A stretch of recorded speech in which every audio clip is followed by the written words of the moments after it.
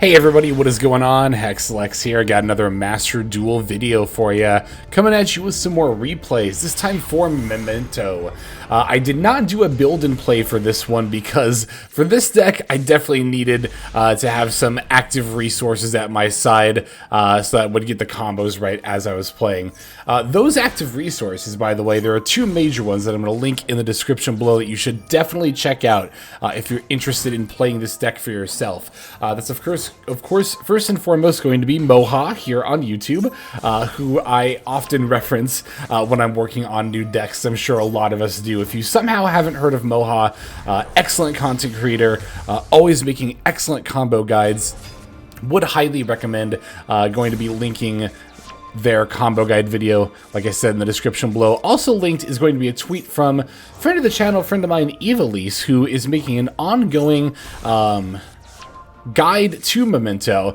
Granted, her guide is a little more TCG focused, so do keep that in mind, but still an excellent resource that I found very helpful in my research leading up to the release of Memento. So definitely go ahead and check both of them out, like I said, linked below.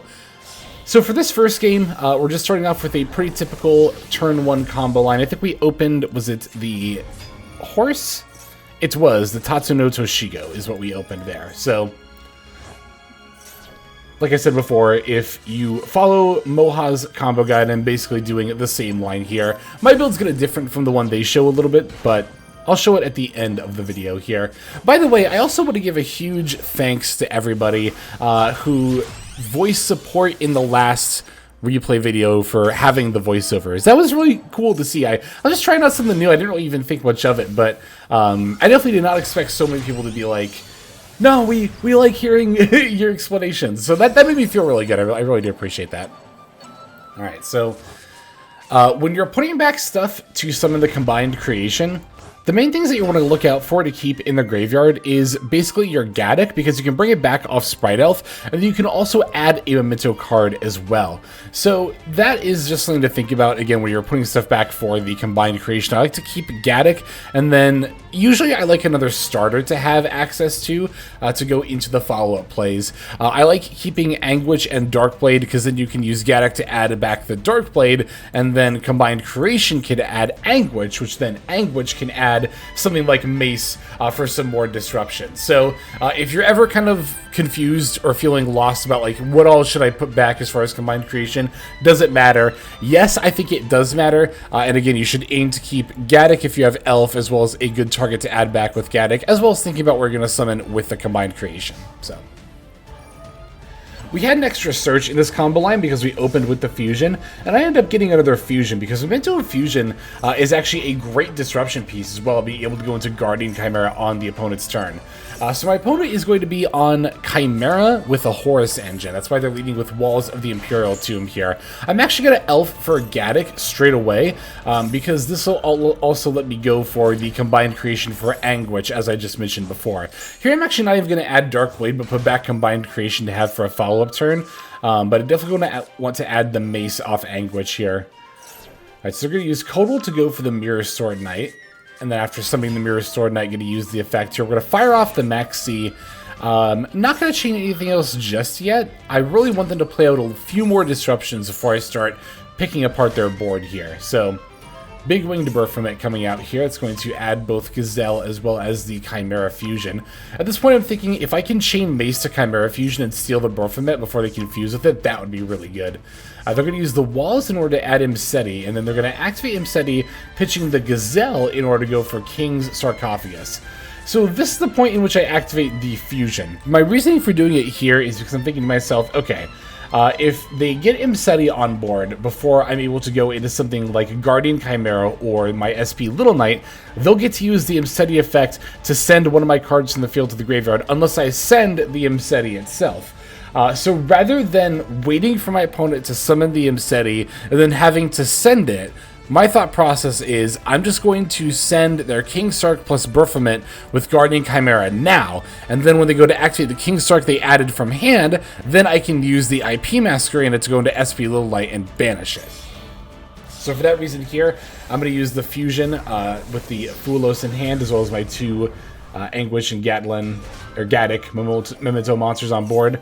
to go for Guardian Chimera. They're chaining Super Poly here, which I was actually scared that they were going to get my combined creation off the board, but they actually fused Guardian Chimera with Big Winged Baphomet in order to make Predaplant Dragostapelia, which is completely fine with me because this does not negate the Guardian Chimera effect. I can still resolve it, and then I still get to send the Dragostapelia. My opponent doesn't even get a chance to activate the effect here, not that it would do any good, because the Dragostapelia is getting sent on the same chain link that it's been summoned. Now, they can still summon back their Codal with the Baphomet effect, but yep, as soon as King Sark hits the board, I'm actually going to use Mace to steal their Codal. And then now, with their stolen Codal, I can go IEP Masquerena and Codal into SP Little Knight and banish their King Sark. I'm able to do this before my opponent even has a chance to activate the King Sark because I had my toggle set to on, and that way I was able to get past priority at any moment. Now here my opponent's like, surprise Earthbound engine, by the way. Earthbound Diffusion diffused 2 Earthbound monsters in hand to go for the Geo Gremlin. Geo Gremlin effect's going to activate here. We're simply going to fire off our Ash Blossom and negate that. Yeah, that was very much an Earthbound jump scare right there. Earthbound Fusion is going to banish itself in order to special summon the Groundkeeper, but we can use for the first time actually this turn our Cranium Burst in order to negate the monster effects. I could have done that on the Geo Gremlin as well, but I didn't want to drop my combined creation stats too low too quickly in case my opponent was able to summon something big that could run it over. But yeah, at that point, they're just going to go ahead and surrender. I'm actually really glad they surrendered because I won't lie, my timer at that point was at like 15 seconds left. But they were at low enough resources and we're so far ahead that I think even timer aside, we would have been fine there. All right, let's go into this next game. All right, now for this one, we're going to be up against a Tenpai player. Who is also playing Chimera and Fiendsmith packages. It seems like they're on a Tenpai deck that like kind of wants to go first sometimes. It's a little bit weird, but not horrible, I don't think. Anyway, I'm gonna go for Darkblade here, but they're gonna immediately have an effect Veiler, which I will say this is probably the biggest weakness that Memento has. When it goes through, it's a very, very strong deck, but honestly, it loses. Sometimes it just loses harder to hand traps than like any other deck in the meta does right now. As you can see, one effect Veiler was enough to end my turn, which occasionally that's true of even decks like Snake Eye too, but for Memento it does seem to happen a little bit more often. Alright, so I was able to negate their Sangen summoning with Ash Blossom, and I was a little surprised when they went for Engraver here. Now, I was really worried at this point they were going to summon Necroquip and go to some crazy combo line, but no, they're just actually going to battle and then pass. That was very surprising to me. I think for my opponents, for the style of deck they're on, they should absolutely be on Necroquip to maybe go into something like a Caesar or something like that in that kind of a situation. Now here I'm going to Anguish and add my Tatsuno, and thankfully we have the call by for their Droll and Lockbird. Now, one thing I did kind of want to talk about with this game is the use of Droll and Lockbird versus Ash Blossom against the Sangen summoning. You could make an argument for Drolling in response to Sangen summoning instead of the Ash Blossom. And I think in hindsight, you know, given that they were going to Droll and I call by it, yeah, I think that would have been the right choice. But I think even without that future knowledge, right, you think back to that turn, and when they activate Sangen summoning to search, it's like, what are they going to add? A Pydra? Well, if we Droll, they won't be able to search off Pydra. Even if they have a Sangen Kaiman, we could then Ash Blossom that. Well, actually, they wouldn't be able to add from deck to hand. They could only use the summon effect. I will say I was a little bit concerned about Shundra, and I think that's the big reason that I think I might have Ash Blossomed there. Is that I was a little worried if they were to add, like, Shundra and then go normal summon Pydra, not get the search, but still be able to special summon Shundra anyway, and then OTK. So that's why I didn't Droll there, and that's why I used Ash Blossom instead. But I think there's really a strong argument for the other way around as well. Anyway, I wanted to pause and talk there, because as soon as I call by their Droll, my opponent's just going to concede. Sorry, yeah, as soon as the Tatsuno is about to go through, my opponent concedes. Didn't want to watch me go through the whole Memento combo line, I suppose, but I don't blame them either. They do tend to be pretty long, but still very cool and good. But yeah, no, I think that, like I said, that was a very interesting decision point, Ash Blossom versus Droll in that specific moment. In this game, with the way things ended up turning out, Droll would have been better to have used there in that moment. However, again, when you're evaluating whether a play was good or not, I don't think that you can use hindsight, right? You have to think about your mindset in that moment when you did not have that knowledge. And without having that knowledge, I think there was a bit of a greater case use for the Ash Blossom there. But anyway, we still have a couple more games to check out. Let's go into the next one. All right, this time we've got a Memento mirror match, but I will warn you, this game will not feature optimal play from me. I'm going to point that out when it happens, and hopefully you can learn from my mistakes here. Anyway, we're going to be taking the first turn with a grip full of Memento cards here. I'm going to lead with the Darkblade F in order to pop itself, and summon Anguish. We're then going to use Anguish in order to add the Sleepy. Special summoning Sleepy, we're going to then activate the effect in order to summon the Twin Dragon. I'm using the Gaddock that's in my hand, so that way I can work it into the combo line here. It's a little awkward to open Gaddock, Mace. Yeah, just Gaddock and Mace, because we're playing 2 Goblin. So that's kind of a reason why you might want to play over 40. I am definitely considering it here. So here we can add the Tatsuno and the Horn Dragon, right? And then we can use Gaddock F to add Sleepy back, as well as using the Twin Dragon to summon. Gaddock to add Sleepy is something you would normally do later when you send it off the Tatsuno, but again, we opened it, so I wanted to work it into the combo line. You would also normally link off Horned Dragon after summoning it to go into the Sprite Elf, but again, we're doing this combo line a little bit differently due to our hand. So we're going to use Elf to bring back the Gaddock, and then now I can link off these two in order to go into the IP. Yeah, so where I kind of screwed up here was just not activating the Tatsuno, or not special summoning the Tatsuno before going into the Sprite Elf. So, where was it here?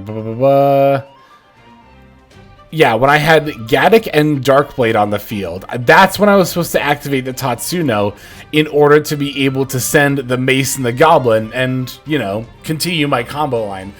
Because the whole point was to be able to summon back the Mace in order to be able to search your next couple of cards. But by going into the Sprite Elf, now I have a monster on my field that's not a Memento monster, meaning I can't special summon Tatsuno and I can't send stuff. So at that point, I was like, alright, I guess I'm just going to go into IP Pass, and hopefully that's good enough.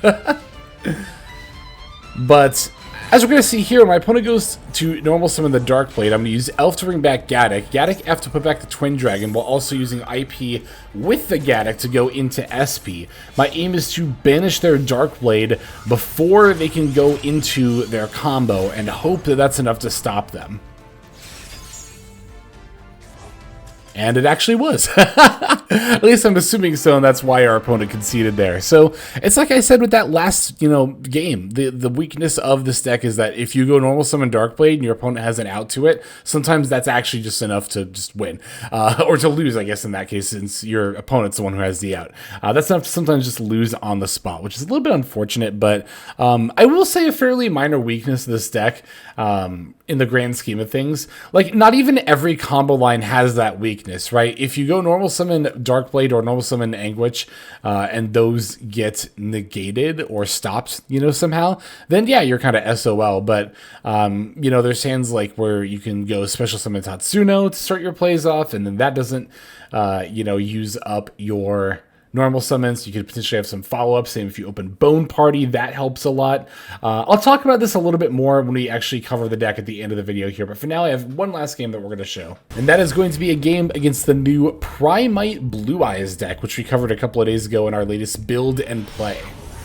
Yeah, like I said, this deck was just a little bit too complex for me to play live without me just having to constantly reference, a combo guide. So even though we didn't open any of our one-card starters here, we did open Fusion plus 2 Memento monsters, which lets us fuse into the Twin Dragon, and that is enough to get you into plays. You can go add the Darkblade as well as Tatsuno here for some follow-up if we need it. We even have the Akiran in our graveyard to be able to utilize that, right? We can Twin Dragon summon the Mace and then Akiran to special summon itself. Normal summon Darkblade, Darkblade F, pop itself in order to special summon Anguish. We can go Anguish F in order to add the Sleepy. Can then go for the Tatsuno here, specialing, and then our opponent's going to Nibiru. So that is a little bit unfortunate. But we can have like some amount of things we can do here. I can use the fusion to pop the Nib token to add Bone Party. Bone Party F can pop the Sleepy that I added in order to add the combined creation. And I will say that, you know, if nothing else, ending on the combined creation is, you know, better than just having the Nib token.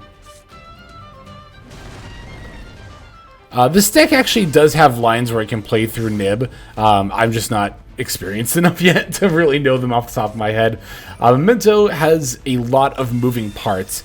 I will say that if you just practice with the deck enough, you can get basic lines down.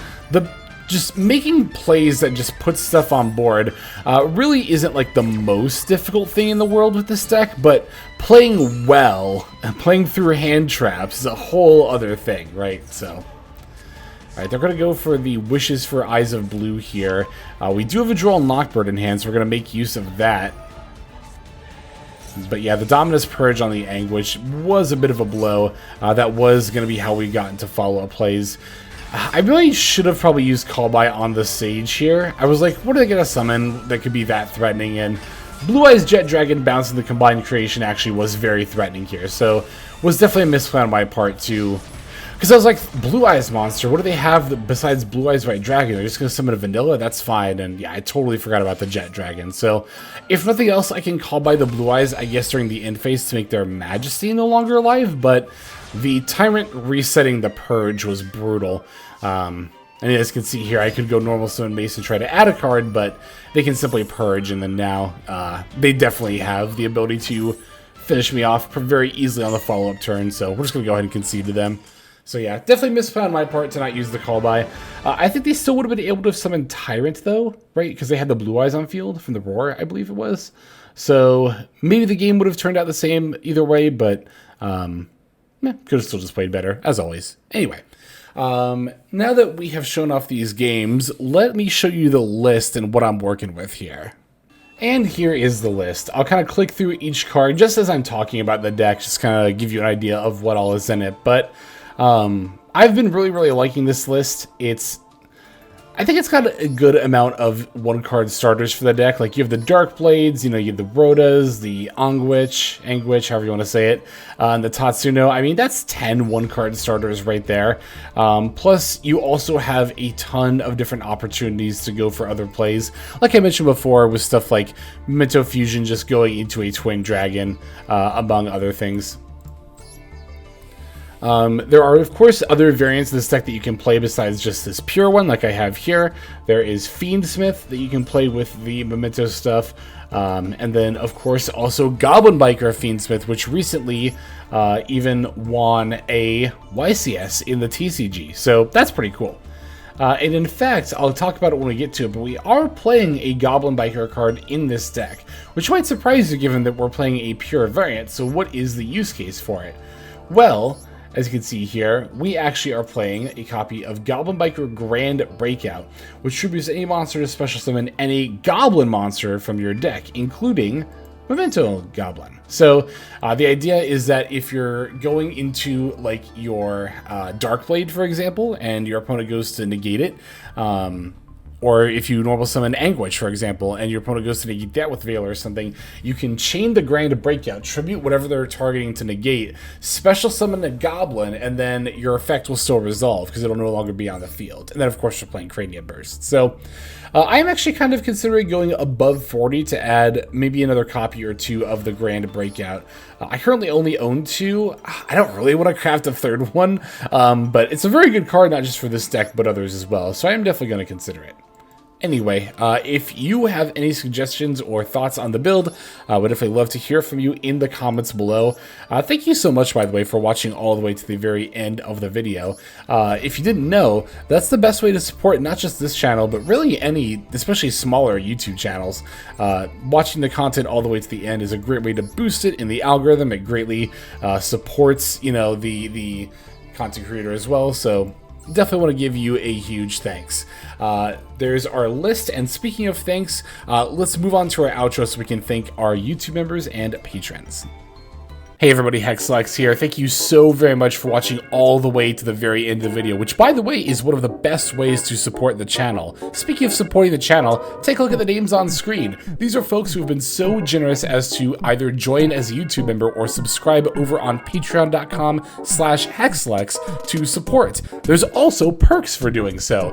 If you would like to see YouTube videos early, as well as some exclusive videos that get uploaded to YouTube, but for one reason or another I decide not to publish, definitely go ahead and hit that join button to see content early, as well as some exclusive content. If you're looking for more exclusive content, over on patreon.com, I upload exclusive videos that are not posted on YouTube just about every single day.